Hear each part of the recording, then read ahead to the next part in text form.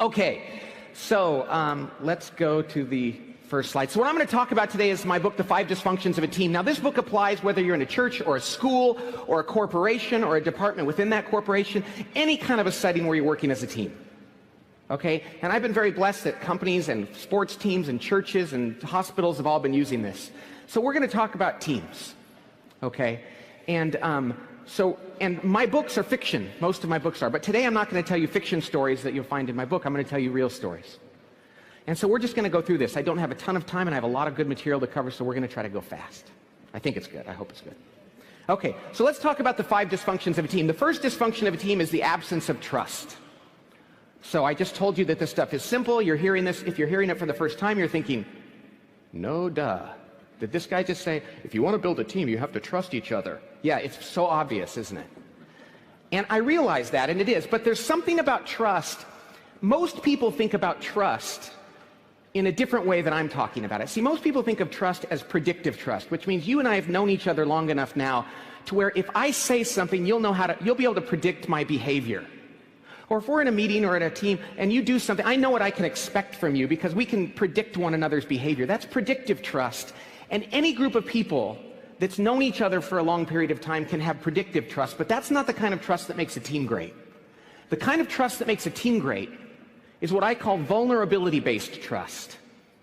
Vulnerability-based trust. That's the kind of trust that comes about when human beings on a team can and will genuinely say things to one another like, I don't know the answer, I need help, I think I really messed this up, you are much smarter than I am, can you teach me how to be like you, or I'm sorry, what I said yesterday was totally out of line, and I apologize. When human beings can be that emotionally buck naked, if you will, with each other, not pretending to be something they're not, when they can be that vulnerable, it changes the dynamics on a team completely.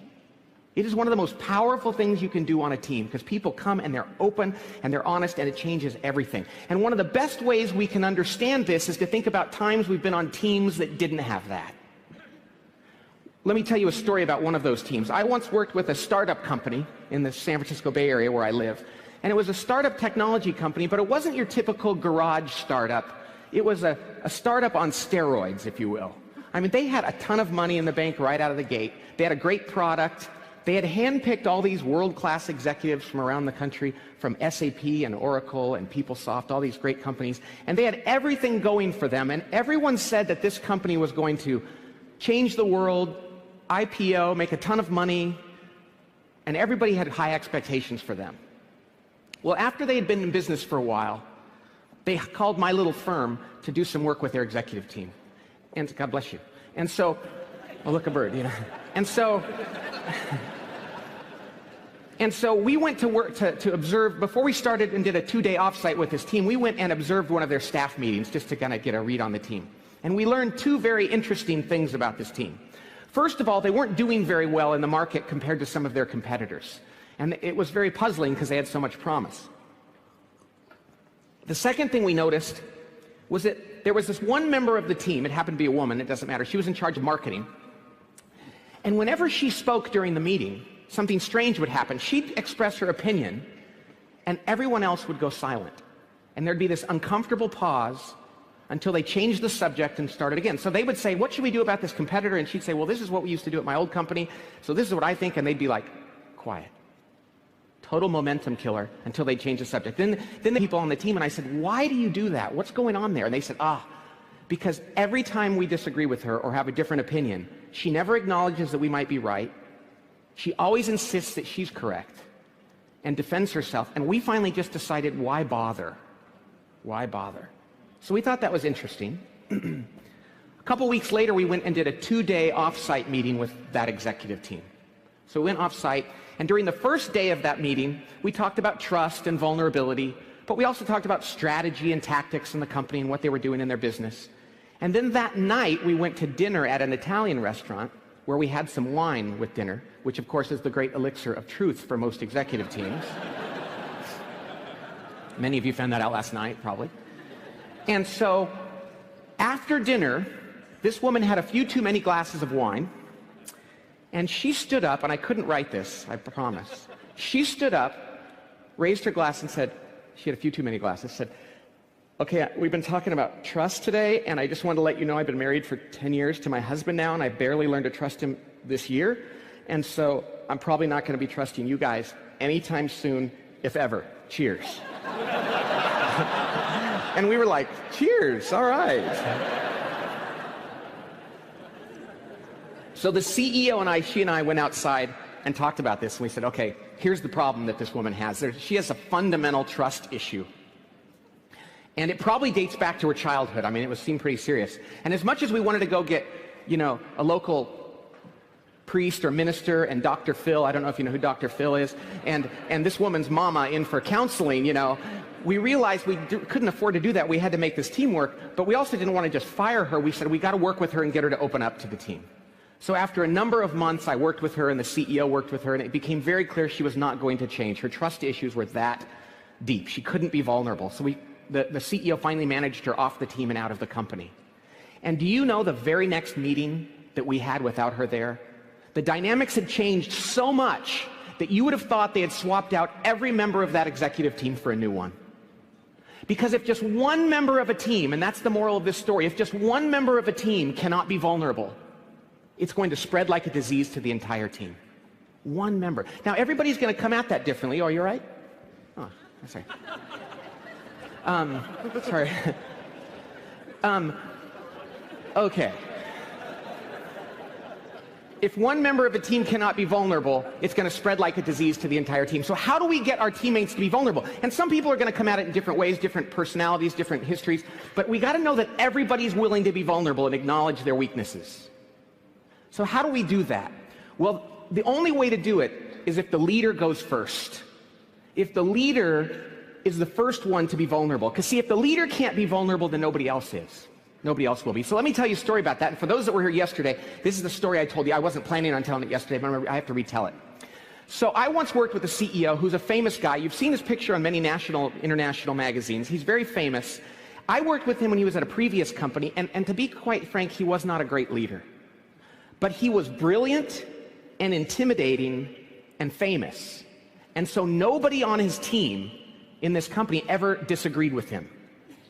And the head of human resources, God bless her, went to this guy and said, listen, nobody ever tells you when they disagree. You're not benefiting from the opinions of the people on the team. You have to do something. And they agreed to do 360 feedback, to get feedback from the team, which is sometimes a good idea, sometimes not. Well, they asked my little firm to administer this 360 feedback tool to get feedback from his team. So we did, and we collected all the information from his team members. And then we gave him the results, and he proceeded to share those results with no one. And so finally, the head of HR go over the results with your team. They're curious as to what they learned from what you learned. And he said, okay, I'll do it at the next staff meeting. And then he reluctantly, begrudgingly allowed me as an outsider who administered the tool to observe this meeting. And so I sat off to the side on a little chair that had wheels on the bottom of it, which will become relevant here in just a second. And he stood up and he said, okay, it says here I'm not a very good listener. Huh. What do you guys think? And they went around that table and said, well, I think you're a good listener. I do too. I think you're good. I don't think you're a bad listener. I don't have a problem with that. I think you're a fine listener. So do I. And I remember, because I'd only written one book at this point in my career, and I thought, I could never put this in my books. Nobody would believe this, right? So he said, okay, good, good. The next one here says I'm not a very good, I don't give enough feedback or praise. Huh. I thought I'd gotten better at this. What do you guys think? Yeah, I think you're great at it. I think you've gotten much better. I don't think there's a problem with it. All the way around the table. And this is where, and I laugh about it now, but I remember this well. I was sitting there on my chair thinking, if I have any integrity as a consultant, this is where I have to lose a client or put one in jeopardy, right? So I got on my little chair and I was like, eek, eek, eek. And I remember this well, I'll never forget it. I rolled up right next to this famous CEO and I said, excuse me, but you guys are the only people who filled this survey out, so somebody had to write this. Very quiet in the room. So the head of marketing, poor guy, slowly raised his hand, said, yeah, I think you could give more. I'd like to get more, my team would like to get more feedback and praise from you. And they only hear from you if they screw up, and I think it'd be nice if you told them if they did something well. So, yeah, I think that, I wrote that on my form. I can vouch for that. I think you could improve in that area. Silence. Till the head lawyer goes, not me, I think you get plenty of praise. Everybody else said, so do I don't understand what he's talking about. And they killed the guy. I'm melting, I'm melting. Now the moral of that story is this. That's the day, first of all, that CEO lost all credibility. Secondly, it's when that's how he sent a message to the team, I'm never going to be vulnerable, you guys shouldn't be either. You know, eventually that company spun out of control and went out of business or sold off for a fraction of its worth. You know what the Wall Street Journal said? They had strategic problems. They had some errors in their product. But those were downstream symptoms of the real problem. The real problem was that there was no trust on that team. And it started with the leader who couldn't be vulnerable. Now, he didn't have to do anything weird. All he had to do is stand up there and say, hey, you guys, I know I've got some issues. I've heard about this in performance reviews throughout my career. And, well, my wife tells me this once a week or so. And I know that I'm not great at it. I'll give it a shot. I'll try to get better. I don't know that I'll ever be great, but I'm going to try, and I appreciate your feedback. That's all he had to do. But he stood there instead like the emperor with no clothes, with his big old bottom hanging out, like, how do I look, guys? And they're like, you look fine, boss. And everybody said, don't admit you've got problems. Now, some people will say, but Pat, what about that old saying, don't let them see you sweat? You know how leaders, we're not supposed to let people see us sweat. You know, the truth is, the people that work for us, they know when we're sweating before we do. You can't really hide it. And that's why the best leaders are the ones that go, check this out. You know, when you work for somebody who's honest about their faults, you think, you know, you're human and you know your humanity and you know the issues you have. Those are the leaders we'll walk through walls of fire for. But see, you can't trust someone if they don't know who they are and they're not comfortable with who they are, because then you have to protect them from their ego, which is why vulnerability is such a powerful thing. But it's so funny, we as leaders don't like to humble ourselves to share in our humanity, which is all we have. We are called as leaders to be vulnerable, and when we do, other people will trust us, okay? Now, some people will say, but you don't want to be too vulnerable, do you? You know, the truth is, I don't think you can be too vulnerable. I suppose if you come to work every day and you say, hey, I made a mistake, made another mistake, don't know what I'm doing there, oops, screwed that one up too. I think that's probably a competence issue, not a vulnerability problem.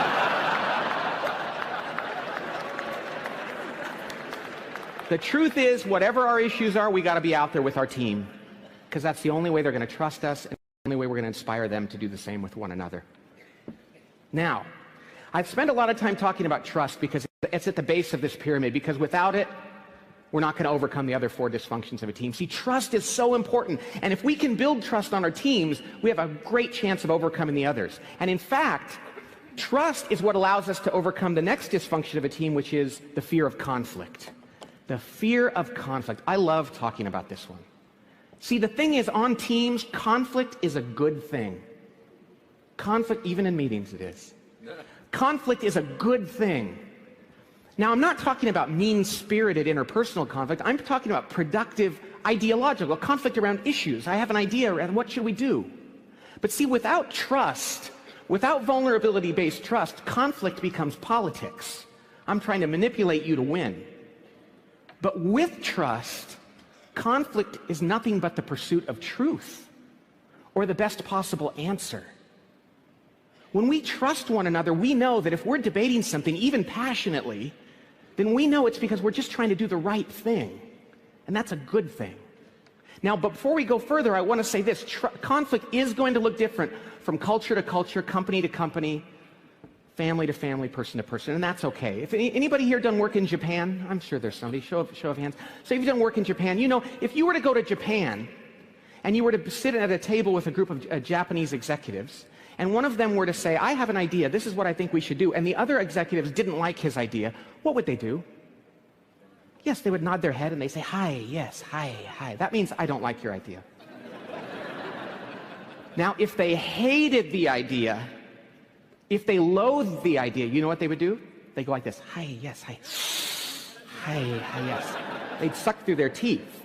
If you're at a meeting with a Japanese executive and he or she sucks through their teeth, well, I want you to picture an Italian doing a certain gesture with their arms, as we know that I won't do here in front of the cardinal. But it's the same thing.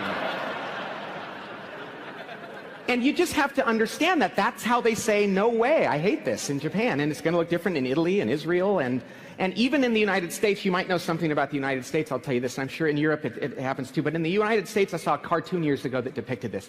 And it showed a guy on the West Coast in Los Angeles. And he was with the team, and he said to somebody, good morning. But the bubble showed what he was really thinking. And in effect, it said, screw you. And then it showed a guy in New York City on the next frame, and he said to somebody, hey, screw you. And the bubble said, good morning. And you can apply that to your countries and continents, and I know you know what it means. The truth of the matter is, though, whether you're Italian and Irish like me with conflict, or whether you're demure about it, it doesn't matter. Whatever your team, you just have to have a team culture. And the key is this. You just have to know that people on your team are not holding back. They're not calculating the cost of disagreeing. They're not considering the political ramifications. If there's something important you're talking about and they disagree, they're going to say it again and again. Now, as I said, I'm Italian and Irish. My wife is neither. She never saw her parents argue growing up. But she's a convert, if you know what I mean. And you know how converts are. They're better at things than people born into them. So she has learned to argue so well. And after she and I got married, her little sister married my roommate. So my buddy became my brother-in-law, which was kind of nice. Except a year and a half later, they got divorced. Yeah, and he went to counseling after the divorce, and he came to me later and he said, you know something, Pat, I always thought that you and Laura, my wife, had a bad marriage because you guys argue. He said, now I realize that we had a bad marriage because we couldn't argue.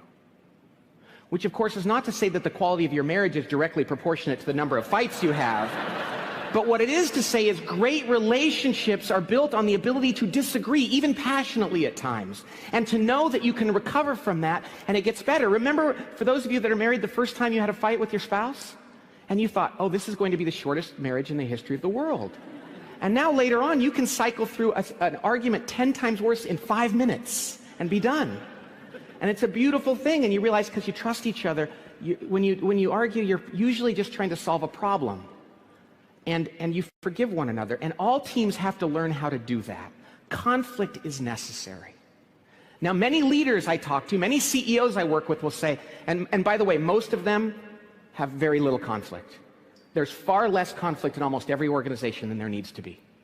And I'll say to them, why don't you engage in conflict more? They say, well, because I don't want to see people get their feelings hurt. Which is interesting and ironic, because you know what kind of organizations people get their feelings hurt in the worst? Of all the kind of organizations in society, where is there the worst kind of hurtful back-channel conflict? You can say it all together. 1, 2, 3. Church. That's right. Now, I like to have fun with that when I'm working with a secular audience, because I tell them that as well. And I say, and I work in my local church, and I've come to realize why churches have such bad conflict. It's because they hire mean people. And they're like, really? Where do you go to church? I'm like, no, it's not that. In fact, it's the opposite. We go to church. I'm Catholic. We have a parish council meeting, which is a group of volunteers. And we'll sit down around a table to solve problems. And some very nice lady will say, I think we should have a festival of balloons next week or something. And I'm thinking, that's the dumbest thing I've ever heard. But I don't say that to her because I'm Christian. I say, oh, great idea. Thank you for that. Good. Okay. Anybody else? Great. Great meeting, everybody. Thank you. Then I go out in the parking lot with my friend and I say, I think she's an idiot, don't you? And at meeting after meeting we go to, we never disagree. We start to roll our eyes whenever she speaks. We sigh. And finally, one of her friends tells her that someone thinks she's an idiot. Now we've crushed her spirit. But at least we didn't disagree with her idea. Ladies and gentlemen,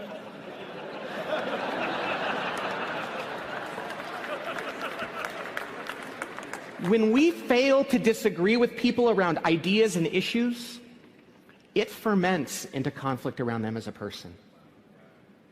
It builds up and it comes out in a hurtful way. When we think we're preserving the relationship by not disagreeing, we are actually dooming that relationship to failure in a hurtful way later. We owe it to one another to disagree. So we have to teach our teams trust so that they will engage in good conflict. Now, some CEOs will say, I don't care if people get their feelings hurt, Pat. I just don't want to waste a bunch of time arguing. Why don't I just make the decision for them and we'll move on? I'll be their hero and save them 3 hours so they can go read email or something. But when we do that, when we skip over important conflict, we end up putting ourselves in a position to encounter the next dysfunction of a team, which is the lack of commitment. The lack of commitment. You see, when people don't weigh in on a subject, when there's no disagreement or conflict, when people don't weigh in, they don't buy into the decision. I fundamentally believe that. If people don't weigh in, they don't buy in. Now, just in case you think I'm arguing for consensus, please know, God bless you, that consensus to me is a 4-letter word. I don't like consensus. If we wait for consensus in our organizations, we will usually make decisions that are too late and mutually disagreeable to everyone. We need to be able to make this. We need to do what Intel, the chip manufacturer, the computer chip manufacturer talks about.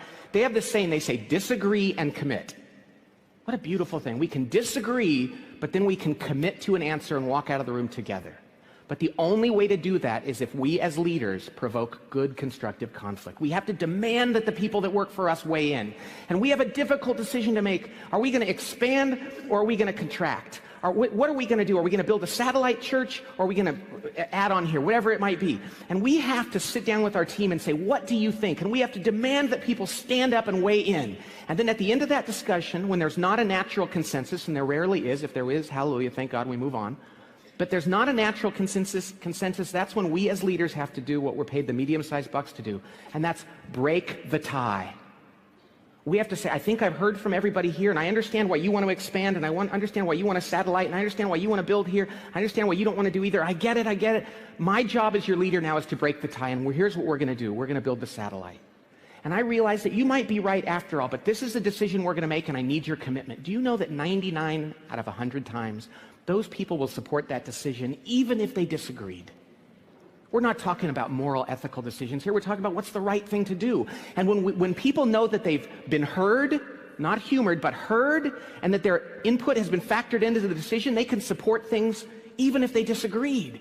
And when we don't have that conflict, we are begging them not to commit. Are they going to go, what are they going to do if we don't have the conflict and I make the decision? Are they going to go sabotage the new satellite church? No. I wish they would, because that would be far more interesting. But that only happens on TV and in the movies. In real life, what happens is far more boring and more dangerous. What they do is they passively commit. They nod their head and smile at the meeting, and then they go back to their department or their office and they say, I don't know if this is a good idea. And they tell people, yeah, I'm not sure this is a good idea. And then when they see an issue, they alligator arm things. They're like, oh, let me help you with that. Oh, no? Oh, okay. Or they see a train wreck about to happen, and instead of jumping out there and going, wait, they step back and they go, watch this. And then the leader calls them back and says, what's going on? And they said, well, I never really thought it was the right idea in the first place. Ooh, that's painful. That's why we have to get that out on the table up front. We have to demand that people weigh in. We have to demand that conflict so that we can get real commitment. Why is it so important that we get real commitment? Well, that sounds obvious. But the real reason why, there's a practical reason, because if we don't get commitment, then we're going to have the next dysfunction at our doorstep, and that is the avoidance of accountability. God bless you. This is the worst, most common problem. We have an online team assessment that teams take, and they get a scorecard back of this triangle that says green, yellow, red, which are the ones are good or bad. And this is usually the lowest score. What happens is when people haven't committed to a decision, they're not going to have the courage to hold one another accountable for that, for the behavior that goes with it. They're not going to have the courage to hold one another accountable. Notice what I said there. I didn't say the leader holding them accountable. I said them holding one another accountable. You see, on great teams, accountability is peer-to-peer. Peer pressure in your organization is the best kind of accountability. You want people turning to one another. What's the opposite of that is when people see a team member not supporting something, they go, oh, hey boss, I want to tell you, she's not supporting this. Don't tell her it was me that told you, but I just want you to know. Then the boss is like, oh, great, I get to go. And he goes to that person, hey, I understand you're not doing it. Who told you that? Oh, don't worry about who told you. I just want to, and now they're wondering who ratted them out, and there's all this politics, and the leader's dragged into it. What a great thing when people turn to one another and say, hey, what's wrong? What's going on? I don't think this is what we agreed to. And give them the benefit of the doubt to explain what's happening, but call them on it directly. Okay? Now, how do we create a team environment where there's peer accountability and we as leaders are not getting dragged into it all the time? Well, there's an irony to this. The only way to create an environment where people will hold each other accountable is if we as leaders are willing to confront difficult issues. See, the irony is if I as a leader am willing to confront people, then people know, well, he's going to do it anyway, we might as well do it for each other. But if I as a leader do not like to hold people accountable, and let me tell you something, I don't. I'm bad at this one. This is my problem as a leader. I'm very aware of that. I do not like to hold people accountable. You know what that means? My team isn't going to do it. Why should they do it? Pat's going to let you off the hook anyway. See, the irony is by me not being willing to, they're not going to do it. By the way, there's a technical term for people who don't like to hold their folks accountable. I don't know if you've ever studied graduate level psychology or business, but I'm what's called a wuss. Okay? And you know what's funny? Most of the leaders I work with are also wusses. Most of them don't think so. In fact, most CEOs I work with will say, well, Pat, I don't have a problem with accountability. Let's just move right on to the next thing. And I'm like, well, that's great to know. Why do you say that, though? And they say, well, because I fire people all the time. I mean, I fired a guy just last week. Pick someone. I'll fire him right now just to prove it to you. Of course, firing someone is often the last act of cowardice, not accountability. Sometimes it's necessary. Oh, I know that. But oftentimes it's not. See, let me tell you a couple stories. I worked with a CEO once. He got hired by a big company that was kind of struggling. And they gave him the title of CEO, President, and Chief Operating Officer. He had all the big titles. A year after stabilizing this company, he went to the board of directors and he said, listen, I don't want to be the President and Chief Operating Officer anymore. I just want to be the CEO and focus on strategy and externals. I want to hire somebody to run the day-to-day operations. The board said, hey, you've earned the right to do that. Fine. So he went out looking for a new President and Chief Operating Officer. And while he was out looking, one of the members of his team, who I will call Fred started to tell his peers, I'm going to be the next president. It will be me. And I remember this, and I thought, it must be true. I mean, who would say that? Well, people did not like Fred at all on the executive team. He was not liked at all. And people were really concerned that they were going to have to work for this guy. So finally, one member of the executive team went to the CEO and said, can I ask you a question? The CEO said, sure. He said, did you know that Fred is telling everybody he's going to be the next president? And the CEO said, no, I had no idea. That's news to me. I had not heard that. And he said, okay, next question. Is he going to be the next president? The CEO said, oh, no, I would never do that. No, no, there's no chance. No. Oh, good. Okay, last question. Are you going to tell him to stop telling everybody that? Here's what the CEO said in this case verbatim, but I've heard this from many leaders over the years, the same kind of answer. The CEO said, oh, I don't have the time and the energy for that. I don't have the time and the energy for that. Now, I don't know about you, but can you imagine the CEO picking up the phone? Hey, Fred, it's the CEO. How you doing? Yeah. Hey, you're not going to be the next president. No, you're not. Yeah. You're kind of pissing me off that you're telling everybody that. Yeah, you should stop, buddy. Yeah, if you don't stop doing that, something bad's going to happen to you. Okay, have a great day. Bye-bye. Who's tired? I'm not tired. That took what, 10 seconds? I don't have the time and the energy for that. Once it happened to me directly. I was working for the CEO of a company. I was in charge of leadership development and organizational communication, right? And I had my annual budget review with his chief financial officer. And he was an old school curmudgeon-y CFO. And when we sat down to go through it, he said, Pat, before we get into your numbers, I'd like to tell you that if it were up to me, I'd fire you and your staff and put the savings to the bottom line of the company because I think what you do is silly. But I'm from California, so I thanked him for sharing. You know, I appreciated that. And then I said, Fred, I call him all Fred. I said, Fred, but these are the CEO's programs, and you don't like them. Why don't you just go have it out with him? He's your next door neighbor in this big company. And why don't you either convince him that you're right and put me out of my misery, or let him convince you that he's right and get on board? He said, I'm not going to talk to him. I don't care. And I said, then I will. Fine. Next day, I knocked on the CEO's door. I said, hey, Fred hates the stuff I'm doing for you. He doesn't, you got to talk to him about it. He goes, oh, that's just Fred. Everybody knows Fred's like that. I said, well, not everybody knows Fred because this company was the size of this room. And I said, and even if they do know Fred, it still hurts the programs and it makes the executive team look bad. And he said to me, oh, Pat, I don't have time for that. I got angry customers to deal with. I got lawsuits to worry about. I got Wall Street. I don't have time for that. Now, what do you notice about both of those examples? Neither of them didn't have the time and the energy to hold people accountable for missing their numbers 4 quarters in a row. Because all of us, even the wussiest of us leaders, will hold somebody accountable for quantitative results that are problematic. They didn't have the time and the energy to hold people accountable for their behaviors.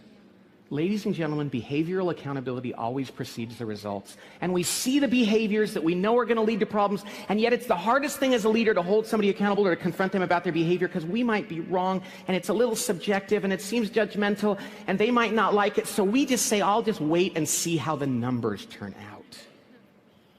Instead of having the courage, and it's courage, and love to confront them about the behaviors that they need to change. See, I don't like holding people accountable. And I used to think it was because I cared so much about my employees that I didn't want them to feel bad. And one day I realized it was selfishness that kept me from doing that, because I didn't want them to blame me for feeling bad, and I didn't want to be around them when they did. Okay, you know who taught me the brilliance and the importance of accountability? My son Connor. He's a management guru. But he's 15. But don't think I'm taking management advice from a 15-year-old, a teenager. He was 7 when he taught this to me. So Connor's a twin, and him and his brother Matthew got put into timeout. Matthew got put into timeout as I was getting ready to tell bedtime stories. So he had to leave the room, and I'm in the bunk bed with Connor telling him a bedtime story. About halfway through, Matthew comes back into the room and says, are you guys not done yet? And I said, no, we're halfway through the story. And like any good 7-year-old, he says, can I stay for the second half? Like any dad who's been around the block before, I say, sure, come on in, because I'm a wuss. So I start to tell the story. My wife comes in, Laura, thankfully not a wuss, and she says, what's he doing in here? And I'm like, well, he missed the first half. I thought he could stay for the second. She goes, no, Matt, you're out of here. You're in timeout. So Matthew does the walk of shame. The emotional guy that I am, I feel really bad for him. I feel sad that I put him through that. I turn around. Connor, my 7-year-old son, looks at me and he says this, and he did. Dad, if you don't hold him accountable, he's never going to learn the consequences of his actions. Wah, wah, wah. 7 years old lecturing me, a management expert, about the need to hold people accountable. Here's the truth, though, and here's how I learned it. If we love someone, and I hope you love the people that work for you, you owe it to them to hold them accountable, even if they don't love you back for it. Many times they are not going to. We know this as parents, but we get in the working environment, we think, I don't really want to do that. We have to love someone enough, talk about selfless love, that we will hold them accountable even if they injure us for that. I have to move on here and talk about the last dysfunction of a team. The inattention to results. The reason why we have to hold people accountable is because if we don't, they're going to think that the results don't matter. Because see, we have to hold them accountable to results. It's not always financial results. If it's at a church, it's saving souls. If it's feeding people, it's the hungry who get food. And so how do we make sure that people are focused on results? Well, what else would they pay attention to if not results? Well, how about their budget, their department, their career, their status, their ego? God bless you. Now, just in case you don't think people in your organization are selfish enough to think about themselves and over the team, I want to tell you a story from the world of sports. Now, I don't know how many of you follow basketball, but there's a team called the Chicago Bulls that you know Michael Jordan. Michael Jordan is pretty famous. Michael Jordan used to play for the Chicago Bulls, and after he retired, the second best player on the Bulls was a guy named Scottie Pippen.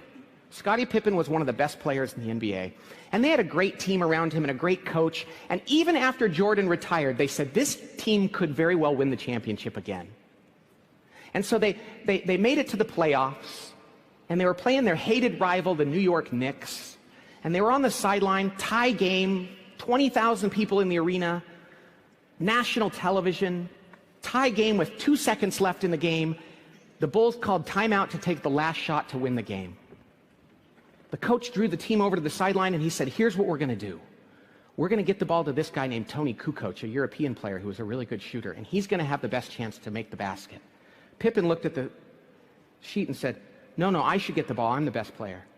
And the coach said, no, no, no. See, coach will have a better chance to have an open shot. So he's going to take it. And he goes, no, I get the ball. I'm the best player. And the coach said, no, you don't get the ball. See, coach is going to get the ball. You're not. You're going to be over here. And the player said, if I don't get the ball, then I'm not going out on the court. The coach said, okay, you're in for Pippen. They put him in. The best player sat on the bench. The fans were like, why is he not in the game? And the announcers were like, did he foul out? Did he get injured? What happened? No, he refused to play. The team made the shot, won the game, but that's irrelevant. The moral of this story is this. I wish everybody in this room, all of your organizations and churches, had people with the courage and audacity of Scottie Pippen, who could stand up in front of everyone and say, listen, you guys, it's not about the team, it's about me. Because then we'd know who to fire. I mean, that'd be so nice. It's like, thank you for telling me. I always thought that about you, but I wasn't sure, but thank you. But they're not going to do that.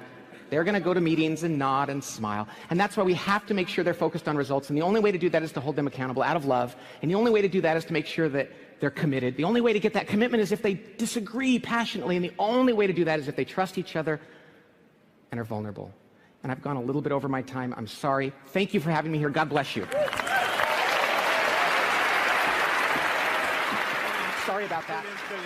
Thank you.